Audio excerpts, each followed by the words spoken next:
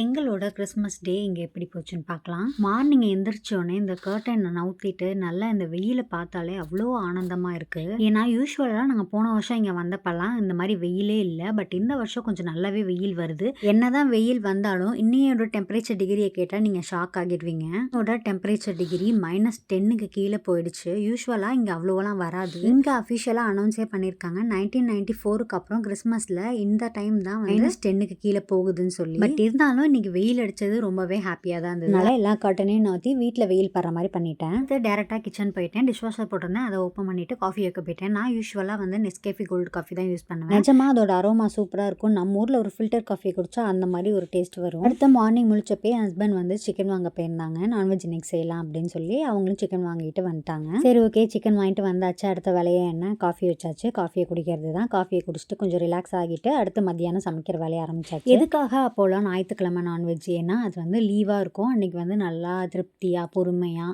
வீட்டில் சமைச்சு சாப்பிட்லாம் அப்படிங்கிறதுக்கு தான். அது ஞாயிற்றுக்கிழமையாக தான் இருக்கணும்னு அவசியம் இல்லை. எந்த லீவ் டேஸாக இருந்தாலும் நம்ம தாராளமாக நான்வெஜ் எடுத்து சமைச்சு சாப்பிட்லாம். ஸோ அதனால தான் நாங்கள் இன்றைக்கி லீவுங்கிறனால சரி ஓகே நான்வெஜ் எடுத்து சமைச்சு சாப்பிட்லாமே அப்படின்னு சொல்லி நான்வெஜ் எடுத்து சமைக்க ஆரம்பிச்சோம். கத்திலாம் எப்படின்னு எனக்கு தெரியல. நான் அங்கே இருந்தப்போ எனக்கு அந்த அளவுலாம் ரொம்ப ஃபீல் ஆகலை. பட் இங்கே கத்தி வந்து ஒரு தடவை அரிஞ்சாலே அதோட அந்த ஷார்ப்னஸே போயிடுது. அதனாலே ஒரு ஷார்ப்னஸ் இதை வாங்கி வச்சு ஒரு தடவையும் அதை சீவிட்டு தான் வந்து கட் பண்ண வேண்டியதாக இருக்குது. ஸோ ஃபைனலாக பிரியாணிக்கும் கிரேவிக்கும் ஆனியன் டொமேட்டோ வந்து வெட்டி வச்சாச்சு. இஞ்சி பூண்டு பேஸ்ட்டும் ரெடி ஆயாச்சு. சமைக்கவும் போய் ஸ்டார்ட் பண்ணியாச்சு.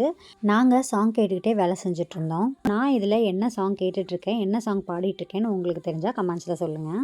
இந்த பாட்டு பர்சனலாக எனக்கு எப்போ கேட்டாலும் ரொம்பவே கூஸ் பம்ப்ஸாக இருக்கும். நீங்கள் எத்தனை பேர் இப்படின்னு தெரில. நான் எப்போ எது பண்ணாலும் முக்கியமாக பாத்திரம் விளக்கும் போது வீடு கூட்டும் போதெல்லாம் சாங் கேட்காம நான் அந்த வேலையை பண்ணவே மாட்டேன்.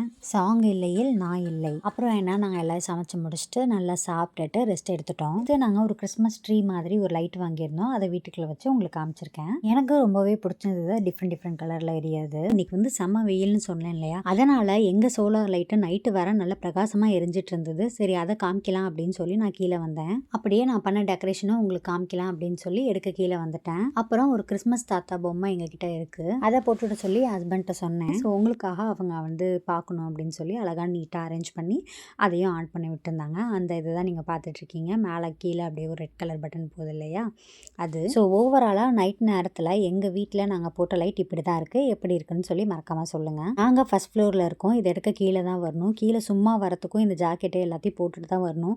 இப்போவே கை வந்து அவ்வளோ ஃப்ரீஸ் ஆயிடுச்சு. ஸோ இப்படி தான் எங்கள் கிறிஸ்மஸ் டே போச்சு. இந்த வீடியோ பிடிச்சா லைக் பண்ணி சேனலை சப்ஸ்கிரைப் பண்ணிக்கோங்க.